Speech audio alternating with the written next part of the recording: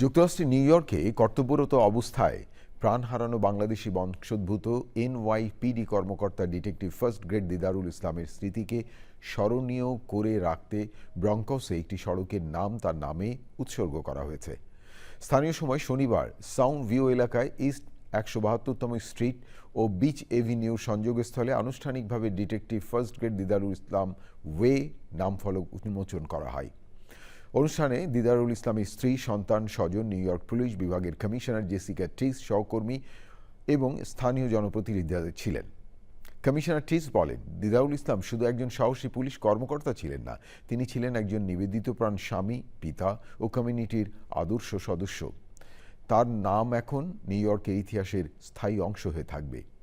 দিদারুল ইসলাম ২০২৫ সালের ২৮শে July ম্যানহাটনের ৩৪৫ park Avenue ভবনের নিরাপত্তার দায়িত্ব পালন করে বন্দুকধারী সেন্ট ডেভন তামুরার গুলিতে নিহত হন। হামলায় মোট ৪ জন নিরীহ মানুষ নিহত হন। পরে হামলাকারী আত্মহত্যা করে।